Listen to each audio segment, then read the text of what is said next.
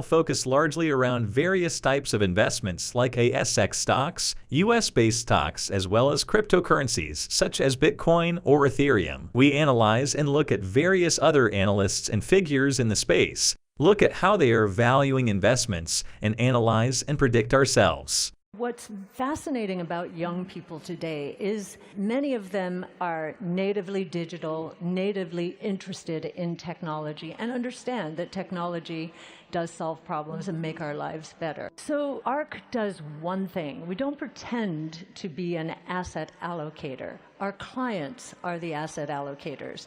And our clients decide for their clients how much risk this client tolerates. So we focus exclusively on disruptive innovation, research and investing, nothing much. We're not distracted by anything. So it's really up to asset allocators and to individuals also to assess their risk tolerance. The great thing about young people and today is they are cutting their teeth on cryptocurrencies, crypto assets, which are extremely volatile, much like our funds are. They understand if you keep your eye on the prize, you're going to win. What's fascinating about young people today is many of them are natively digital, natively interested in technology, and understand that technology does solve problems and make our lives better. I think they certainly do after the last year and a half, but even before that, as we were going into COVID, in a 1-month period, we were down 46%.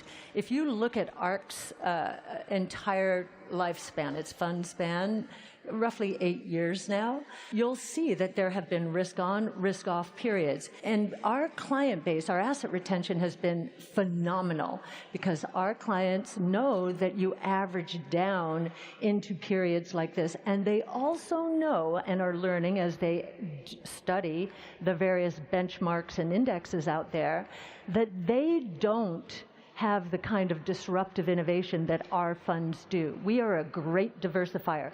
We think most individuals and institutions are short truly disruptive innovation and that we can help diversify them. Based on what? The last 20 years, 22 years have been characterized increasingly by a shift towards passive investing and benchmark-sensitive investing. Why is that? It is because of the tech and telecom bust, and then again, 08, 09. And many people saw these benchmarks, the passive indexes, doing better than investors who actively manage their portfolios. Well, this was part of a self-fulfilling prophecy.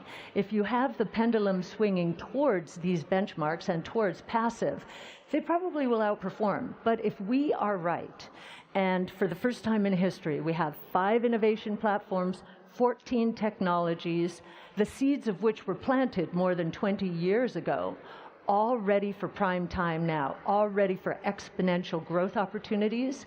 What that means is the traditional world order is going to be disrupted. How? These 5 innovation platforms, they are going to impact every sector, every industry, sub-industry company. So we use our research. The screen for our portfolios is not a backwards-looking index. That would defeat the purpose of investing in the future, right? The screen is our research, and we give it away so that our clients and others can understand why we're investing in these technologies, why we think they're so important, and why they should get on the right side of change. This is part of our mantra. Many people think they are exposed to our kinds of strategies, the disruptive innovation with NASDAQ 100, for example. They are not. If you look into that index, which you find FANGs, NVIDIA, good company, Tesla, we own the last 2, but we have not owned the FANGs for quite some time in our flagship strategy. And if you look down below in the other 50% of that portfolio, you'll find food stocks, you'll find brick and mortar retail, you'll find utilities, you'll find energy. If people want innovation, they should invest. Someone should provide them with innovation and not a hedge. Their advisors can hedge, or they themselves can hedge. You can hedge with cash as well. Well, if you think about innovation that's going to disturb the traditional world order, who are the big banking clients of these banks, right? The traditional world order. They give them a lot of business. And these littler companies, smaller companies, are nipping at their heels, and they're basically dismissing them. And so we are the only company, I think, doing the depth of research on truly disruptive innovation out there. And we are also doing something else that traditional research firms do not anymore. They used to when I started in the business. We are focused on a 5-year investment time horizon for our public portfolios, and now for our public-private crossover fund, longer still. This is what's missing in this market, this very short-term behavior that has forced management teams into basically catering to short-term desires like buying back shares, paying dividends, instead of investing in innovation. I do believe that during the past 20 years, we have been through the most massive misallocation of capital in history. This move towards indexation, what is it? It's investing in the past. The companies at the top of these big benchmarks are there because of past success. If we are right, and there are 5 innovation platforms, which include 14 different technologies, all evolving at the same time, and S-curves are going to be feeding S-curves as they converge, then the traditional world order is going to be, we think, severely disintermediated, if not destroyed. We center our research around understanding how technology learning curves are going to translate into cost declines, and how soon these technologies will become inexpensive enough for broad-based access. So that's what we do, technology by technology. The 5 major platforms right now are, one, we used to call it DNA. Before we continue, click that YouTube like button and subscribe to our channel. This shows the algorithm that you valued this information, and it helps us spread that message. Sharing is caring, and now let's continue. Sequencing, or the genomic revolution. Now we call it multiomics, because we're not just talking about DNA, it's RNA, it's proteins, it's, biology is extremely complex. This is going to, we believe, bring about cures for disease. We're already seeing it with CRISPR gene editing in beta thalassemia, sickle cell disease, ATTR. These are cures. And one of the companies in our portfolios is sure that they will have the answer, meaning cures, for diabetes, which is one of the biggest costs in the healthcare system around the world today. So multiomics, robotics, which we don't think is going to replace jobs as much as increase the productivity of human beings, especially collaborative robots that are covered in sensors. Energy storage, so electric vehicles, artificial intelligence. Artificial intelligence training costs are dropping, according to our estimates, by 60% per year. And the breakthroughs in AI are astonishing even us. We expected, for example, computer programmers to increase their productivity with AI, with something called Copilot now, in 10 years.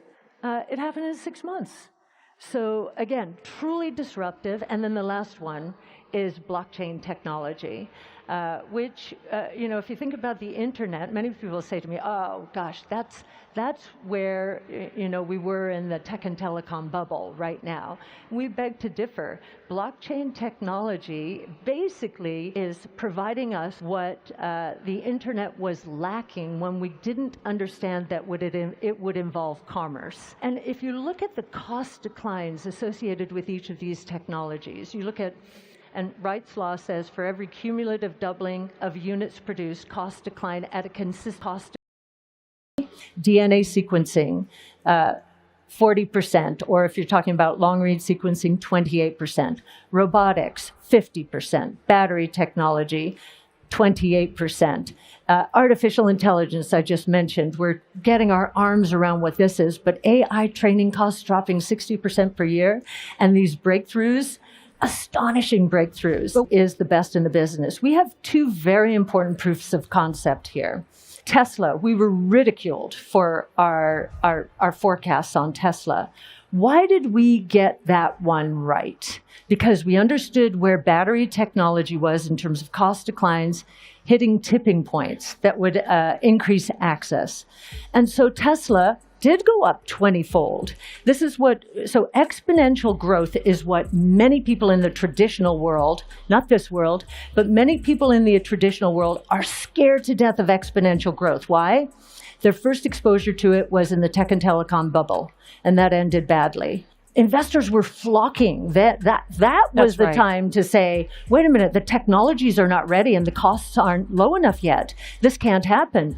Today we're saying, hey, the technologies are ready. The costs are low enough, and you've got investors not running into these technologies, but running away from them, which, by the way, I've learned from very early in my career. If everybody is looking in this direction and thinks this is the way it's going to work, and you see evidence building, data building, suggesting this is the way it's going to work, you're going to make a heck of a lot of money. 5 years is our investment time horizon. We believe these technologies are going to scale in the global equity markets from $8 trillion now to $210 trillion by 2030. And if you want to see the building blocks for this, go to Ark Invest. Our big idea is 2022, and you'll see the building blocks for that $210 trillion number. We're very excited about he believes in vertical integration. And I think he's thinking about a super app like WeChat Pay. Remember, he started in the payments industry, PayPal. He sold his company to PayPal. He and Jack Dorsey working together, I think, could turn this into a super app. And app in terms of money making, but is it the super app? No. I mean like a digital wallet. So you do all your banking there. Maybe there's something they're doing with Cash App. You do all your shopping there. You get your loans there. It's your bank branch in a pocket. I think they have a good shot. And one of the reasons, as I've watched Elon, he truly believes in vertical integration. That would be a magnificent vertical integration. And remember, he already has designed and is manufacturing the ultimate mobile device, the internet on wheels. It's called Tesla cars. He knows how to do this. I think the darkness was in their opacity, Twitter's past. Like, we didn't see the algorithms and how they were working and what they were open source, transparent. This generation, we know this. We built Ark on top of transparency and true democratization.